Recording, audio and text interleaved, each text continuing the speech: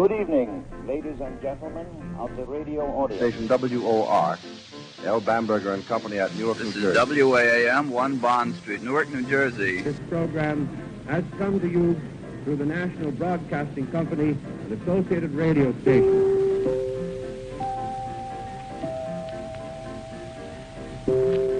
This is WJZ in New York. This is WEEI in Boston. Westinghouse, KYW, the Chicago Herald and Examiner Station. This is KHJ, the Don Lee Station, Los Angeles. Hello, everybody. I'm John Grimmett, and if you've ever wondered what radio sounded and felt like in its earliest days, then you've come to the right place. Welcome along to Radio Journeys.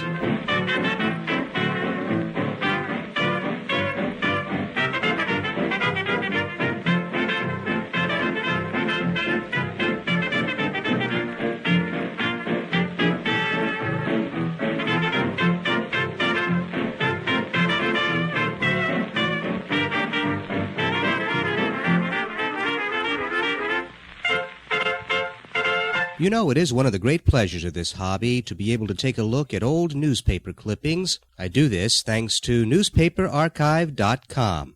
This week I was taking a look at old newspapers to try to figure out what time and what station the shows that we have planned for this week were actually on the air. We're going to be listening this week, you see, to Tarzan of the Apes, as originally broadcast on September 15, 1932. I was able to take a look at the Fresno Bee out in Fresno, California from that date to see exactly how these shows would have been scheduled. And so I thought that tonight, before we go on to tonight's shows, we could take a quick look at those newspapers, the Fresno Bee and Republican, from September 15, 1932.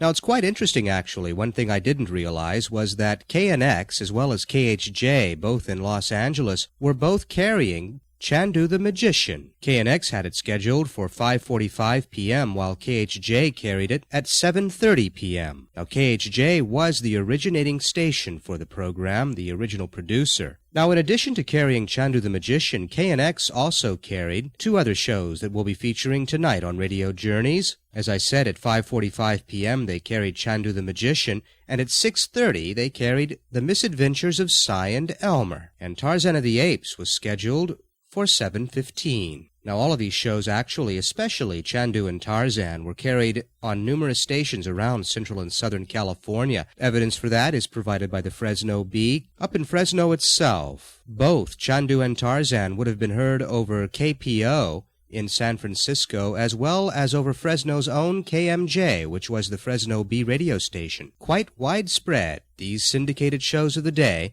in 1932. So, based on newspaper listings of the day, here's how I've decided to line up this week's episodes on Radio Journeys.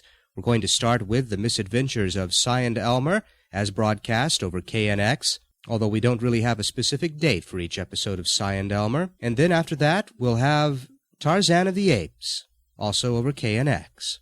Then we're going to move over to KFWB. We'll hear The Family Doctor, and then closing out this week's Radio Journeys with the World Adventurers Club.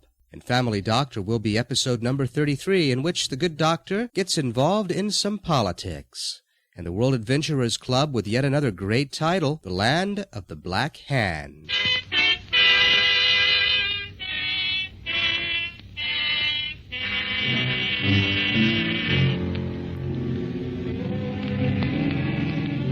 Now, after these episodes are over, I'll be back with a special programming note, so do stay tuned for that. But for now, let's just start out with The Misadventures of Si and Elmer, episode 51, in the Mystery of the Old River House.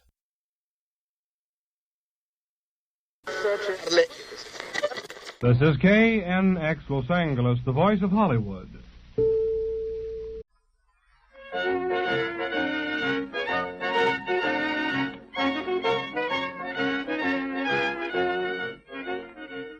The Misadventures of Si and Elmer.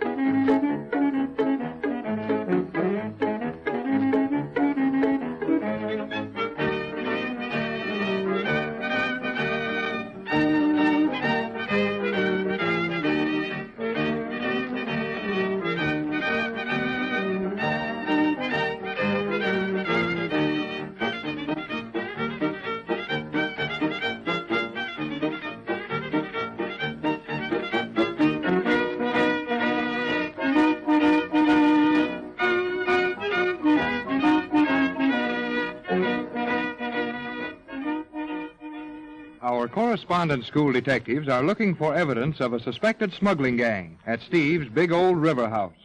Si and Elmer have just finished searching the upstairs bedrooms for clues and have found that the chimney is warm where it passes through a bedroom. The house has been vacant for over a year, and the warm chimney puzzles the detectives. Si is holding the little dog Calcimine, whose foot has been hurt, and Elmer is laying down the law in the cold, vacant bedroom on the second floor. Well, there's something mighty mysterious about that, Si. Let's get out of here, Elmer. What's the matter with you, Si Perkins? What kind of detective is it be if you run out on a case? Yeah, but, Elmer, we don't know for sure that this is a case. Plenty good case. Here we are in this house that's supposed not to have had nobody living in it for over a year. Look what we run into for one night it's half over. And what's that? Well, somebody was moving in this house to make that old clock strike. And that chimney's warm. And it's on the cold side of the house on a cold night. And that chimney just didn't happen to get hot. Yeah, but we don't know what you're doing all of them things, Elmer. Yeah, well, that's what we're here to find out about, ain't it? I don't see why we couldn't just as well wait until morning to run all over this mean old house. Because by morning, Si, all the crooks or smugglers or whoever here'll be gone. And then we couldn't ever catch him, could we? That'd be just dandy. Yes, well, I'll come on downstairs and we'll fix Calcimine up nice on the bed. Then you and me can go down the cellar. Oh, what do we got to go down to the cellar for? Where do you think that chimney got hot from? Oh, from a furnace, I reckon. Yes, and where do you reckon the furnace is? In the cellar, I guess. Yes, and we're going down the furnace in the cellar. Yeah, but if there's any mean feller down there, we're liable to get into plenty trouble.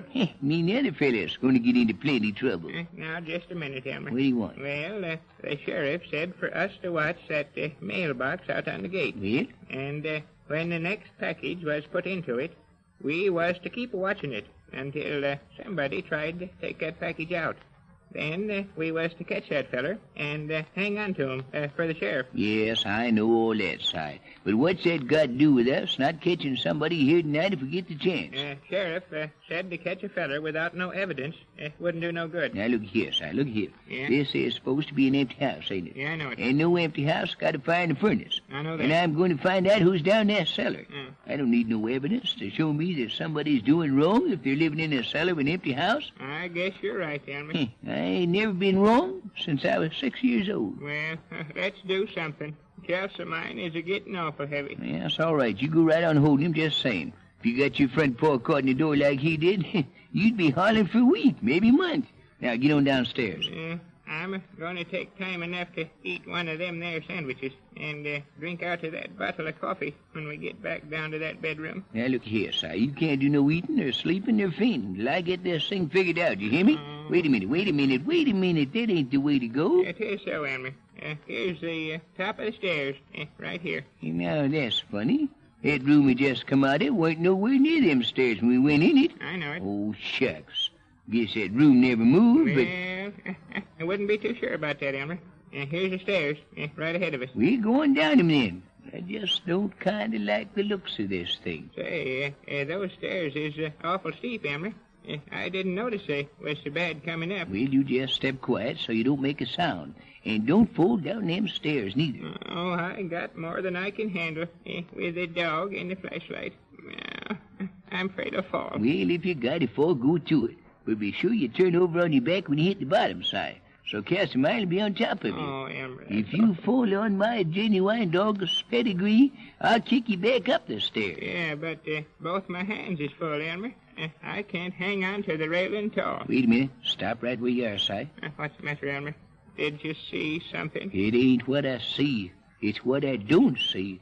There ain't no railing on these stairs. Yeah, there was when we come up. I know, for I hung on to it good and tight. Now I know why we weren't looking for the stairs in front of the room we come out of. I knowed it.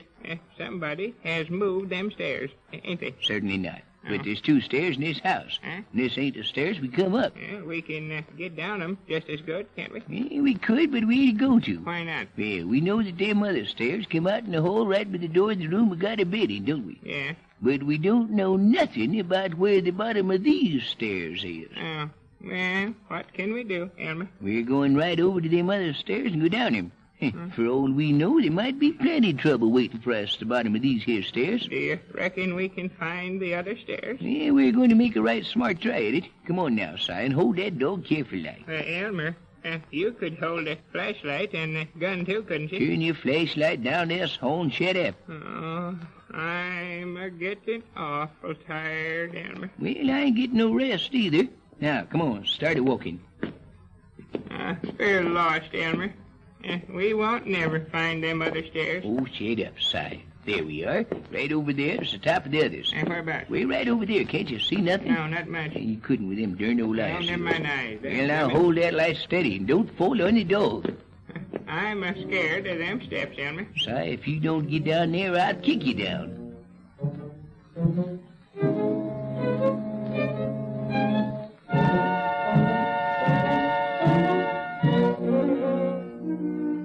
Although they are bewildered by too many stairways in the big house, the boys are game.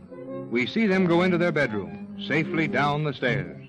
The little dog with his bandaged leg is made comfortable on the bed, and the detectives sneak quietly down the hall to the top of the cellar stairs.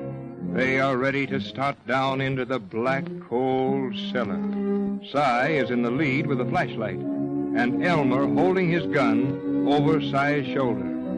Now for the cellar. Easy now, Si. Easy. Slow and steady as a stunt. I don't see why I got to go in front.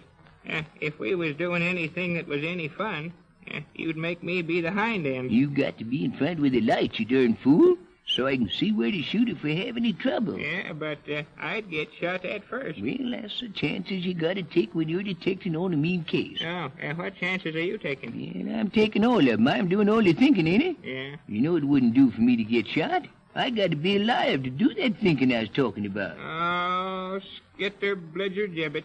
Careful now, careful, and don't fall down them steps. Oh, I guess everybody in the county could have heard you a-talking.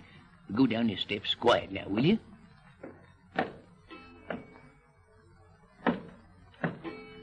Hold on, Si. I thought I heard something. Oh, my head aches so bad from all this danger and misery that I can't hear nothing. Well, you can walk, can't you? Now take another step down and step hard this time. I got an ID. Go ahead, step hard now, then be quiet. That's it, Si. That's it. And we're getting close to what's going on in this house. I heard something, Elmer, but I don't know what you mean. You heard that clock up in the hall, Si, and it was a-striking while we was stepping on them boards. Oh, what good's that, Elmer? I seen you make it strike by stomping on the floor up there in front of it, too. Well, can't you understand it now, Si? No. Look, that clock strikes every time anybody takes a step on these stairs. Well, we was the ones making it strike, wasn't we? Yes, it was right now, certainly. That's what I thought. Well, but when we first heard it, we were in the front porch as part of the house. Ah. Now, that clock is right over them steps. And every time anybody walks up or down, the jar of their walking makes a clock go off. Yeah, now it's getting worse, Elmer. That means that they must have been somebody walking up and down these steps. Now you've seen the light, Si, and we're going to do just what it says in our book. To try out your evidence to make sure you're right. How do you mean? Well, now you just listen careful while I take about 3 or 4 good heavy steps up towards the top.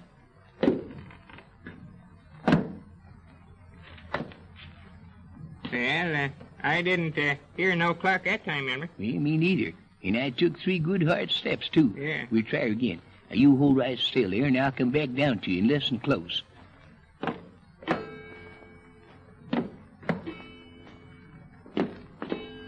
I heard the clock that time, just as plain as anything. You know that's mighty funny, Si.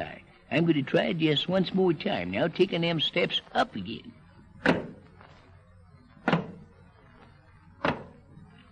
Not a darn sound can I hear, Si. Me neither, Elmer. I heard it plenty when you come down them steps, but not a sound when you went up. I guess that's it, Elmer. That clock only rings when a feller is walking down them steps. You got it, Si. You got it, and it means turn around quick. What's wrong now? Nothing yet, but things is liable to be popping in a minute.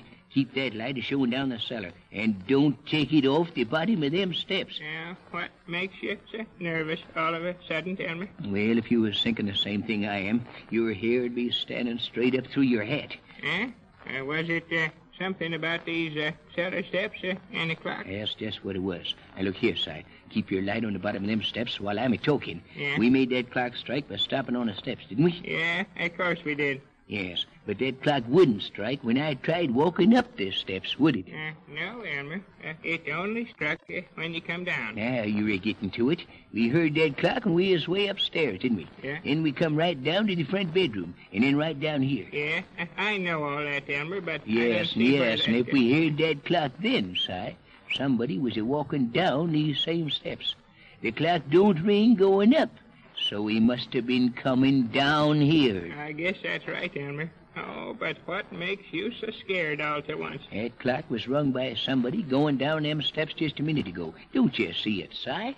Somebody come down those steps, and he ain't had time to get back up. There's somebody in this cellar with us this minute. Just a few steps below the detectives, in the dark cellar of the ghostly house, there is someone or something waiting for them. What is it? Your own announcer will tell you when you may hear the next episode of Si and Elmer over this station.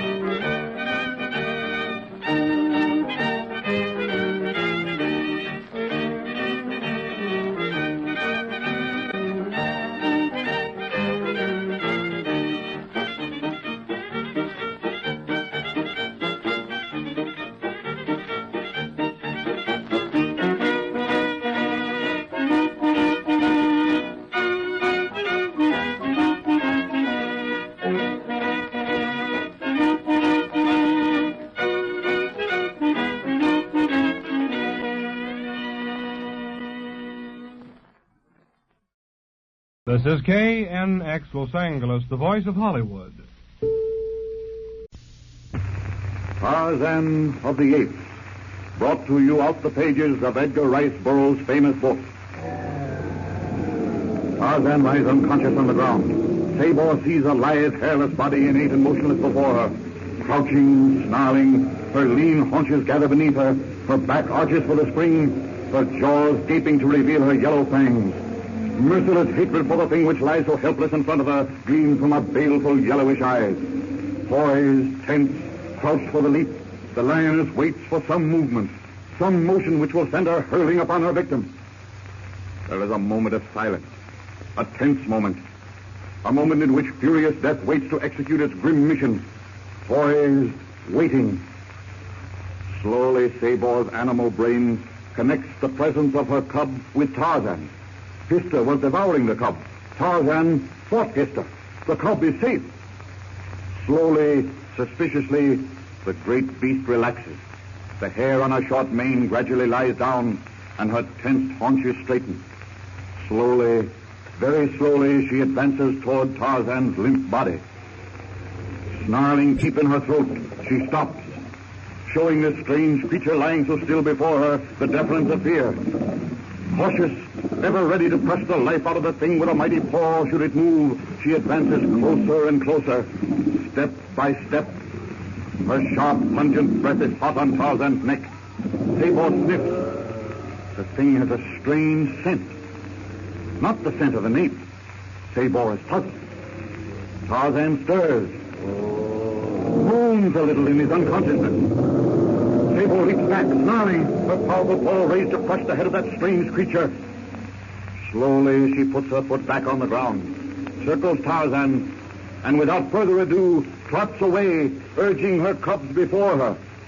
Sabor, the merciless killer, the feared, the dreaded, Sabor the beast, has learned gratitude. Tarzan lies unconscious. The fall would have been sufficient to kill an ordinary man, but Tarzan breathes. The jungle sun sinks lower and lower. Suddenly there is no day. A dank, steaming mist arises from the ground and drifts in great clouds through the forest, like ghosts of massive monsters returned from some primitive jungle of eons before. Tarzan still does not move. He lies easy prey to the savage beasts of the jungle, the deadly insects, the sleeping leopard, the murderous gorillas, and worst of all, the snake, Hista, the silent, cold, crushing, slithering death. The moon comes up, making the jungle a wilderness of tall shadows, growing in a myriad of puddles of moonlight. The jungle becomes replete with sound, the whimpering cry of the lemurs, the weird laughter of the hyenas at the waterhole, the roar of Numa, the lion, walking in imperial disdain, heralding his approach to the waterhole. A cold, dead weight is slowly coiling itself around Tarzan's body. Its heavy, gliding pressure stirs him. With a growl of anger, Tarzan regains consciousness.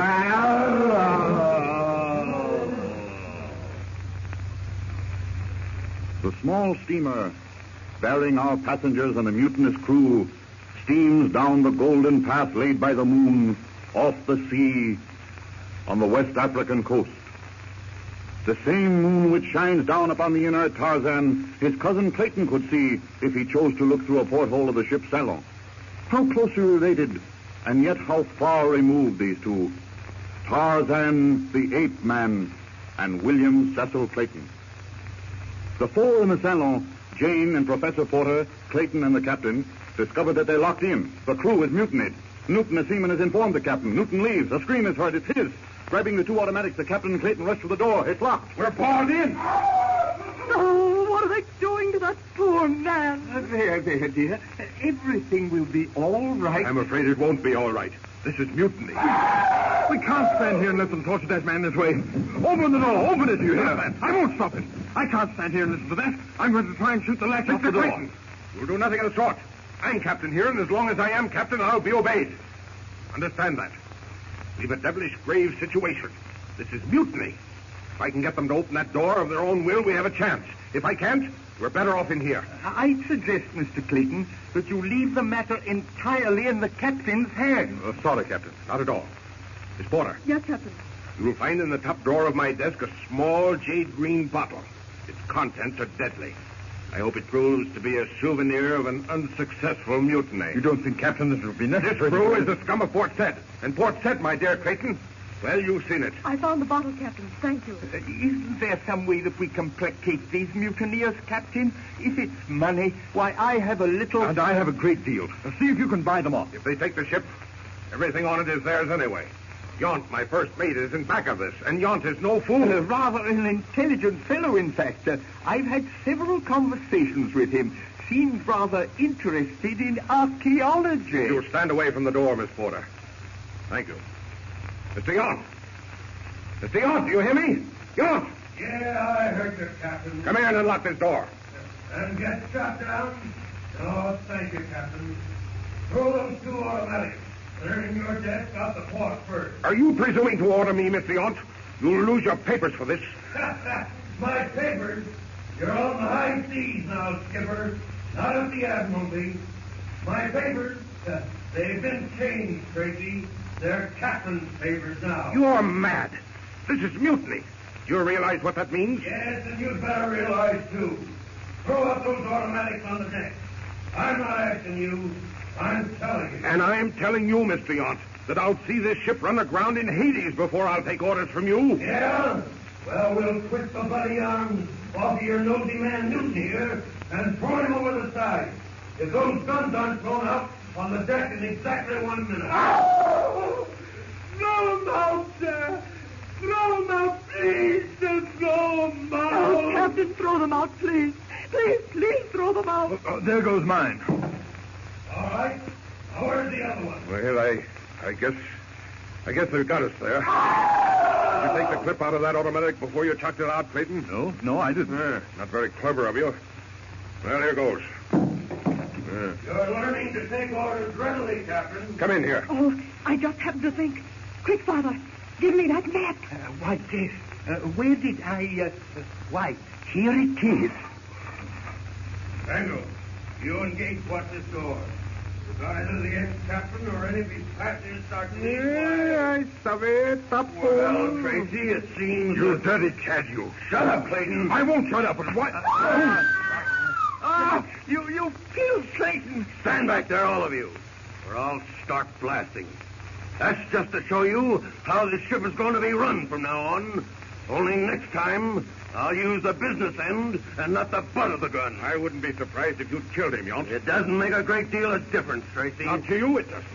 They hang them just as high for mutiny as they do for murder. Not when there aren't any witnesses. You don't mean... That there won't be any witnesses? Yes. Tarzan regains consciousness. A sinewy thing of all muscle is wrapping itself around him, slowly encircling him.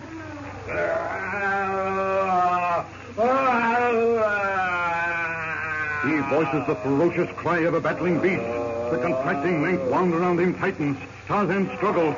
Then suddenly he feels himself lifted high in the air. Another moment, and he finds himself safe on the broad back of Tantor the elephant. Tantor, his friend. Despite his aching head, Tarzan gives a call of triumph.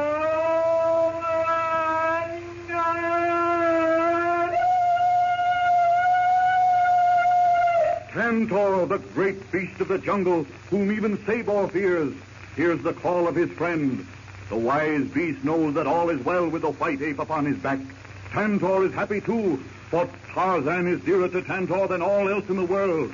A strange jungle friendship, as strong as it is odd. Tantor throws back his great trunk and trumpets to tell the fastest of the whole forest and its denizens that the mighty Tantor and his friend Tarzan are passing on their way. Let all beware. Tarzan feels himself all over gingerly and then shrugs. Nearness to death is life, not adventure in the jungle. Guiding Tantor by kicking him behind the ear, Tarzan directs the great beast to the seashore and his cabin. Tantor sways along his way at a speed which is almost unbelievable for so clumsy an appearance, tearing up the trees and brush which impede his way. Then Tarzan hears the beating of the surf, and in a few minutes they come out of the jungle onto the beach. A strip of white sand, a sea of darkness divided by golden bands. Tarzan looks down the path of the moon on the water. He gasps. A boat! That means men. Tarzan the ape thrills because he sees in them that which he most wants to be, man. Tarzan the man.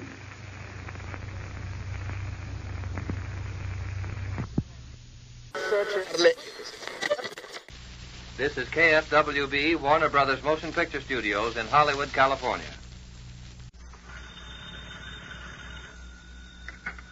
Hello there. This is the family doctor.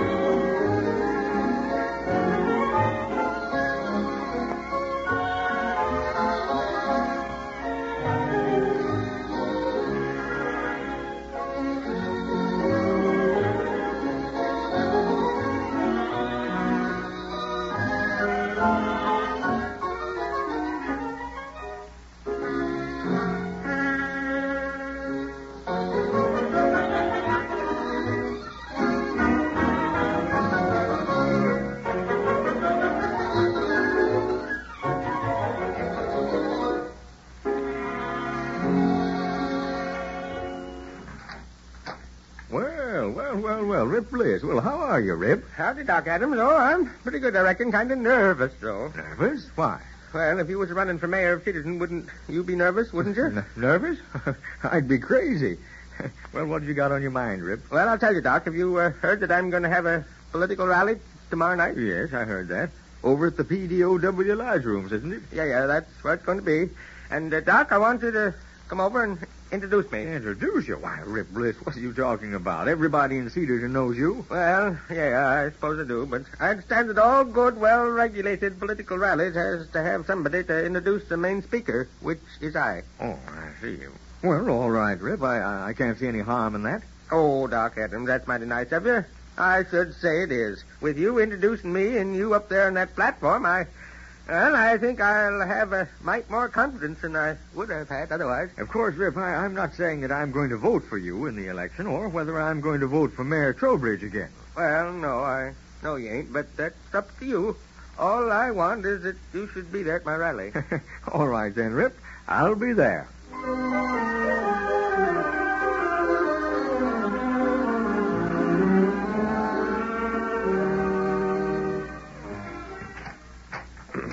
Yes, what is it? Chief Police Benson's here to see you, Mayor Trowbridge. All right, send him in. Go right in, Chief.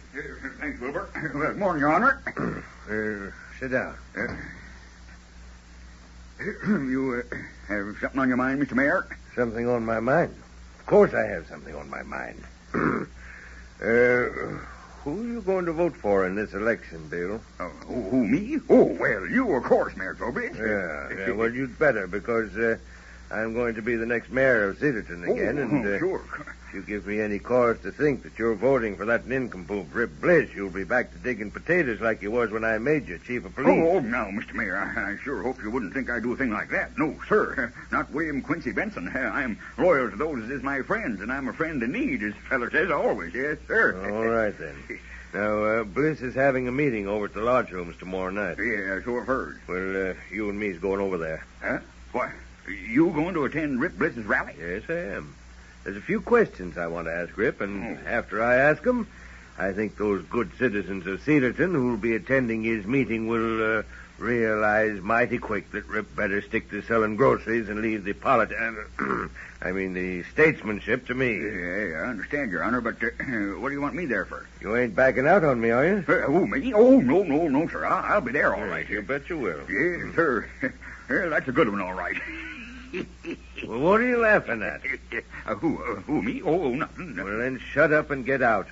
I've got some work to do. I've got to figure out some questions to ask Rip Bliss.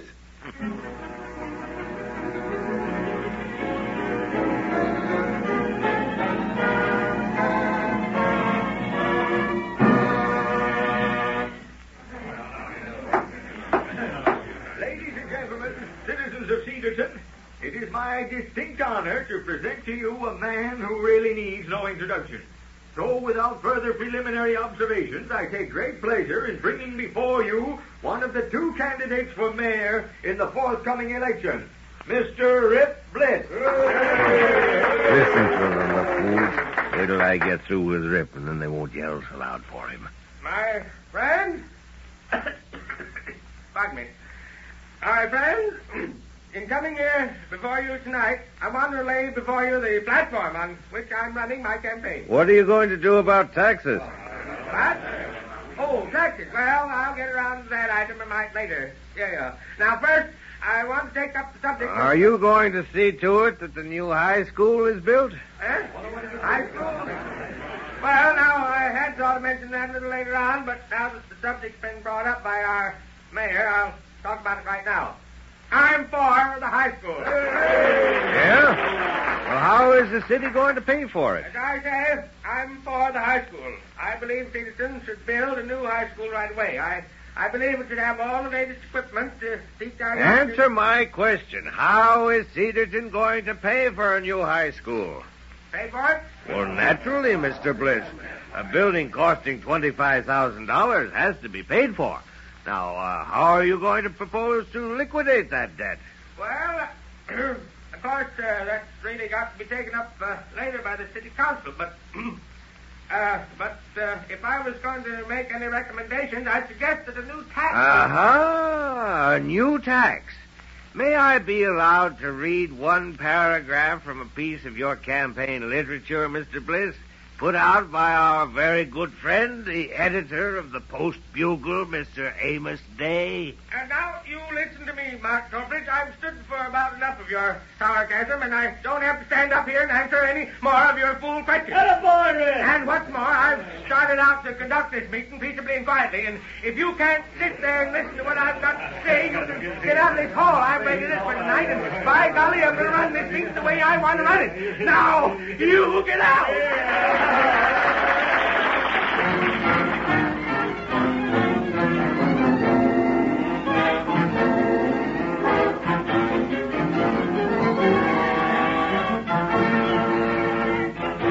Oh, by golly. Doc Adams, now look what I've gone and done. What do you mean, Rip? Oh, I mean the way I let Mark Trowbridge make a fool of me down the hall last night. Why, he didn't make a fool of you, Rip. Well, maybe. Of course, you know that he's having a rally at the hall tonight himself. Yes, I know. You going, Doc? Oh, well, yes, I sort of thought I might. Do you think I should go, Doc Adams? No, Rip. No, I don't think you should go. Yeah, I was afraid of that. But I think Dunk Webb should go. Dunk Webb? Why, he's just the kid that works for me in my store. I know. Why, he ain't even of legal age, can't even vote. I know that, Rip. But listen, how does this sound to you?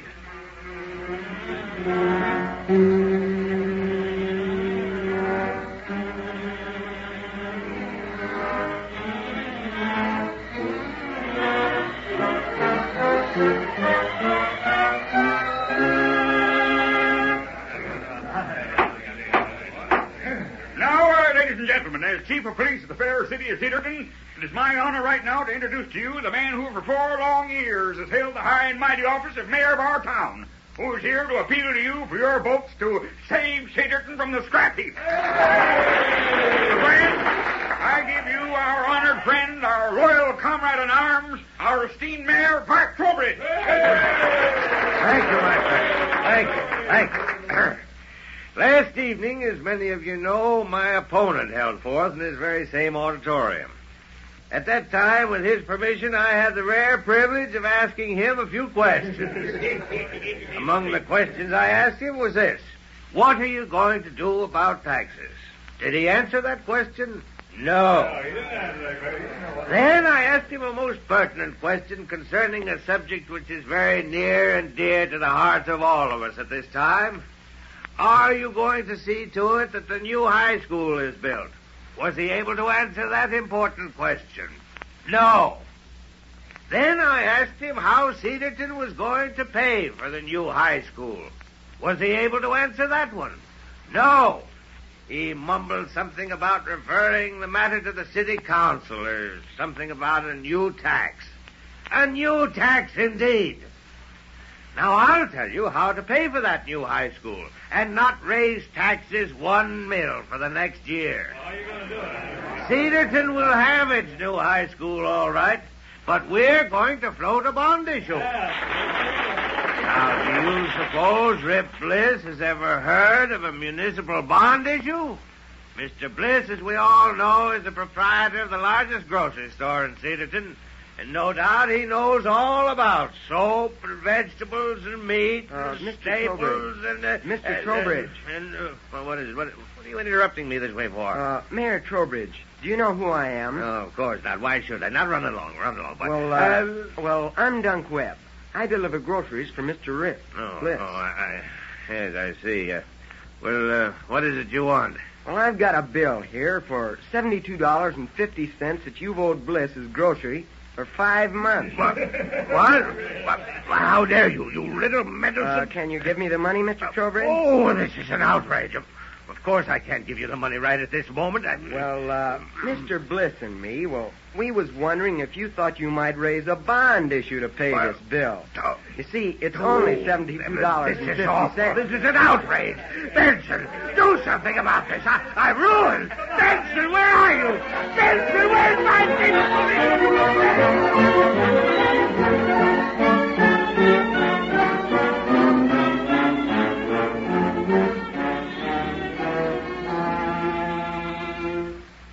Now, Rip, quit walking up and down like that. Well, why don't they call us and let us know? I can't stand this waiting much longer. Now, patience, Rip. It won't be long now. They must have counted the ballots by now. That must be it. Hello? Yes? Yes, go ahead. What is it, Doc? What is it? Oh, hush, Rip, hush. Hello? Yes? All right. Thanks, Alice. Well, Rip? Yes? You're the next mayor of Cedarton. Huh? What? Oh. Mayor Rip Bliss. Well, Rip, I guess we sort of put it over that time, didn't we? Yeah. We? Oh, no, Doc Adams, it was you, and you don't have any idea how grateful I am to you, Grant. Really, I don't know how to reward you. Reward me? Why, I don't want any reward. I just did what I thought was best for the town, that's all. Oh, but I appreciate it, Grant, more than anybody else, and you know what I'm going to do? No. What are you going to do? Well, I'm going to appoint you Chief of Police of Cedarton. What? Oh, yes, sir. I'm going to make you Chief of Police. You can't do that. Chief of Police of Cedarton.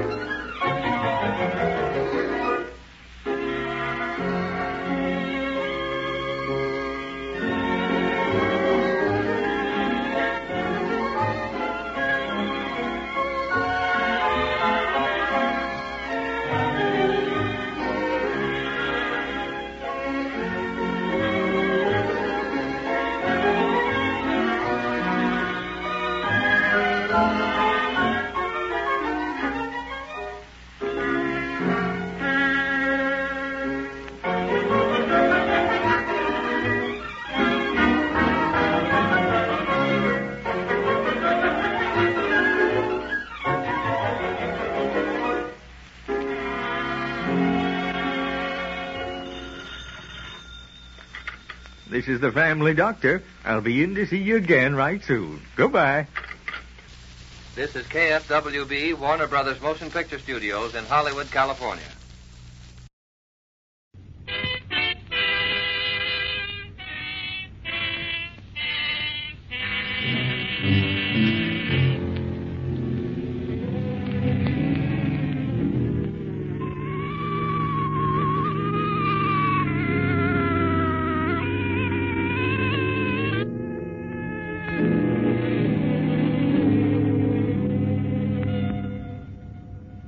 This is the World Adventurers Club, an organization of adventurers, explorers, and soldiers of fortune.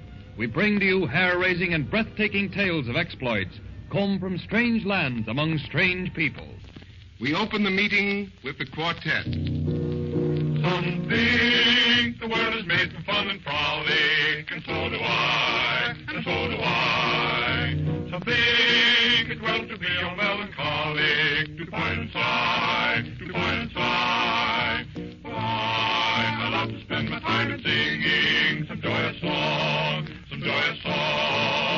to set the air with music bravely ringing. It's far from wrong, it's far from wrong. Hearken, hearken, music sounds afar. Hearken, hearken, music sounds afar. Funiculi, funicula, funiculi, funiculum. Music sounds afar. Funiculi, funicula. Hey!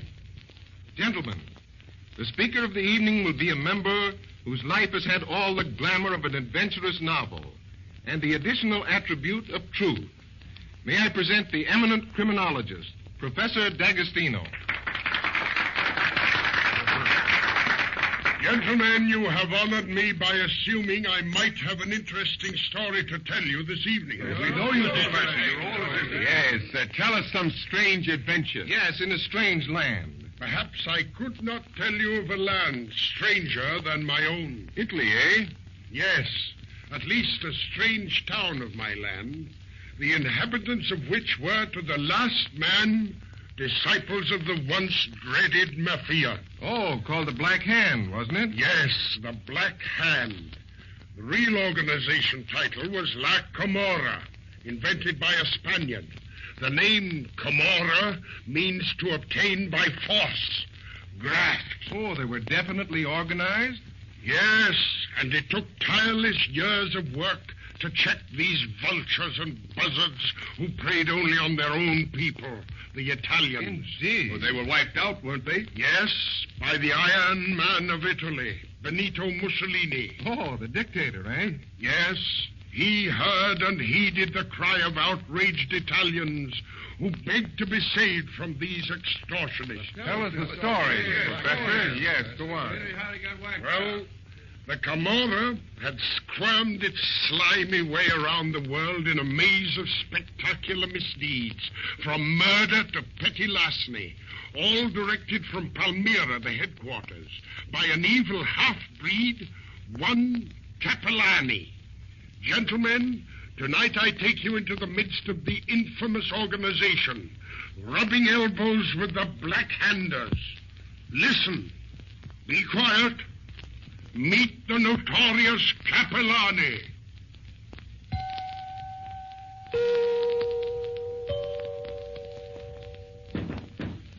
Come in, Gaspard. How well you knew it was me. I know the knock of everyone in the organization. Did you bring the money? Gold, yes. Here it is. Ah, good. But hardly enough for Senor Marcel, the banker, to pay not to be kidnapped. Perhaps later you may extort more. There will be no later for me, Gaspard. After tonight, I leave the Camorra. I thought you were leaving for Rome in a month. I have changed my mind. I leave tonight. That is, if that merchant comes through on the way to Sicily. He'll be on time. That method of signaling you devised shows just how devilishly clever you are, Capellani. Yes, well, if I can keep the ritual of the Camorra from falling into the hands of Mussolini, then you can call me smart. But until then... But what? Go on. You can trust me. Mussolini, the dictator, is determined to wipe out the mafia. I have made my pile out of it, so I am going to return to Rome to my family. A family? Yes, I have kept it quiet for reasons of safety. I have never told a soul. Leaders sometimes make enemies who strike at them across the shoulders of their loved one. You surprise me, your being capable of love. Gaspard, I am insanely fond of my son. I haven't seen him in 15 years since I founded the Camorra here in Palmyra. There goes that noise again. One of my means of communication. You see, wood choppers are stationed along the road, and when someone unknown to them approaches, they start chopping on the trees, spelling out the danger code. Another, the bell in the church also rings. Everybody is of the Camorra. You can understand the code? Yes. Listen. A short man is coming. I wonder if it can be the merchant from Rome. Maybe it's one of Mussolini's agents. No. Now listen. It is one of my agents. He brings returns from Genoa. Come in. I greet you, Capellani. Here are the bags. Good. How goes it in Genoa? All fair. The depression has wiped out many fortunes. Too bad. Well, that is all. You may repair to the inn. You leave for Genoa in the morning. Rest well. Good night. Good night.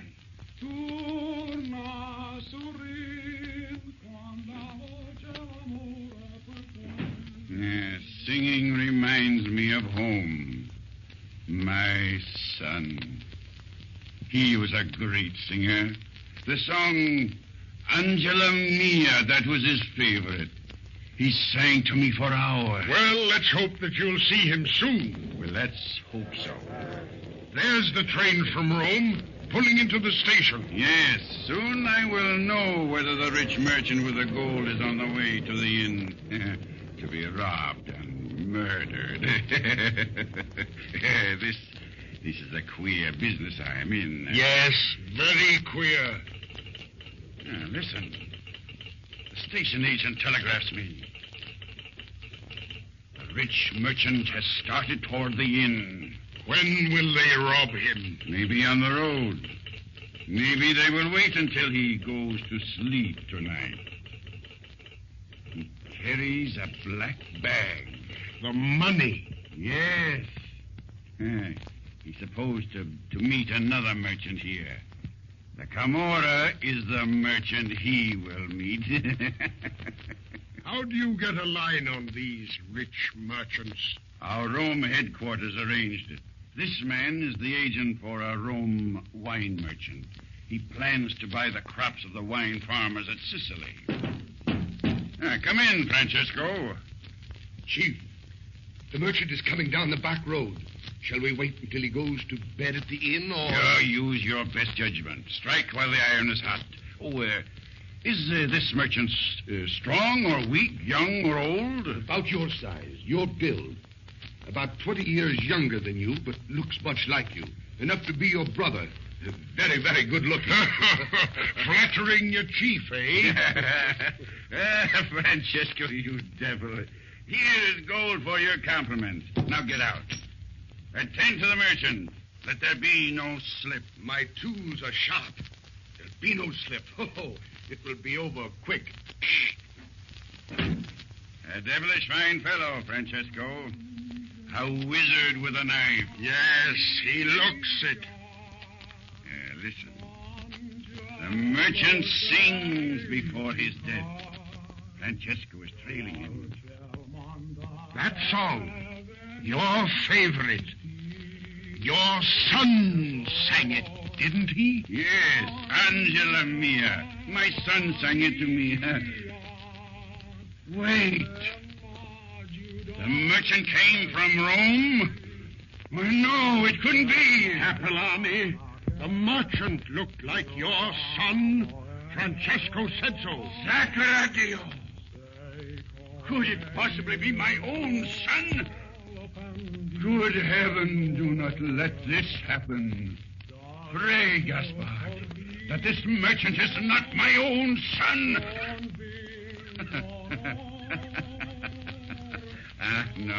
No, Gaspard.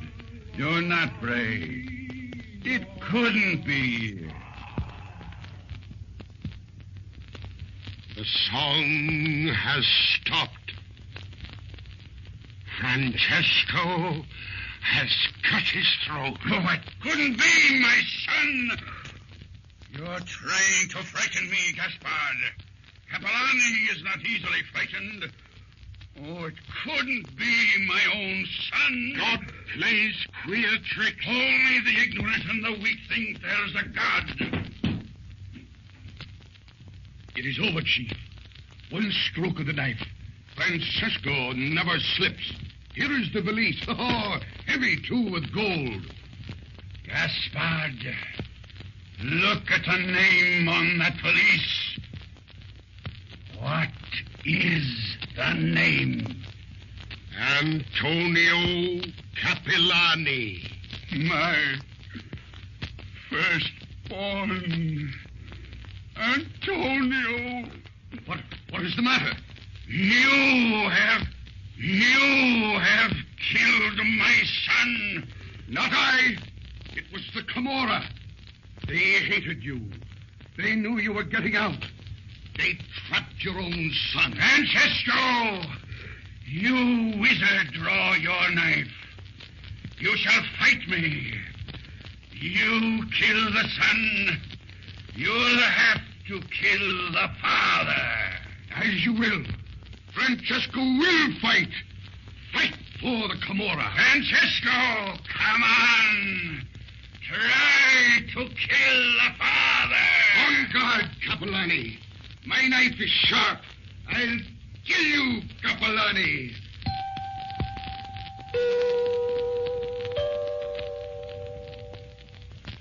And Francesco killed the father. This resulted in a wholesale roundup of black-handers all over the world by Mussolini. He built immense steel cages in the courts, tried and convicted them by the hundreds. He wiped out the Camorra. Yes, but what about Gaspard? He was a secret agent of Mussolini. He has just told you the story. You, Professor? Right. The professor himself, in the flesh.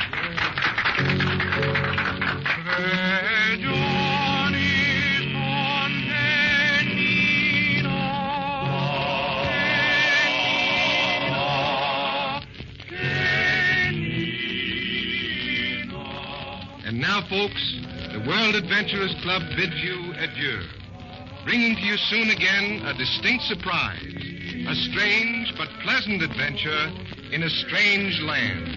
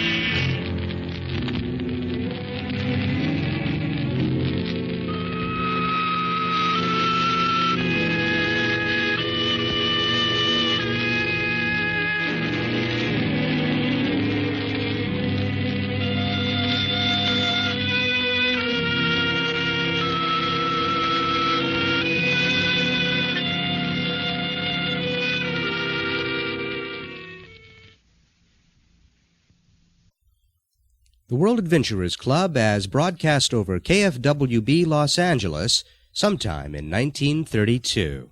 Well, more of the same coming up next week here on Radio Journeys, another episode of Tarzan of the Apes, along with The Misadventures of Si and Elmer, The Mystery of the Old Boathouse, The Family Doctor, and The World Adventurers Club, continuing to cycle through those serials from 1932. Now, we'll be doing this for about the next month before we have another network show. About this time next month, we'll be featuring The Witch's Tale. And here's just a programming note for you. You know, I mentioned a couple of weeks ago that Radio Journeys is growing. Along with other producers on the Radio Nostalgia Network, this show has found its way onto the Sirius Satellite Radio Network. We're being featured on Adam Curry's channel there. If I'm not mistaken, it's channel 102. If you happen to subscribe to Sirius Satellite Radio, you can hear us. We're going to be on every Tuesday night at 12 midnight. That's Eastern Time, which would be 9 p.m. Pacific. And my first segment will be on the air on April 10. So go ahead and check it out if you can. I'm not even sure I'll be able to hear it. I don't subscribe to Sirius, and I don't think we can get that channel over the Internet. I'll let you know if we can. So until next week, everybody, do have a great week, and I'll see you all back here next week on Radio Journeys. Bye-bye now.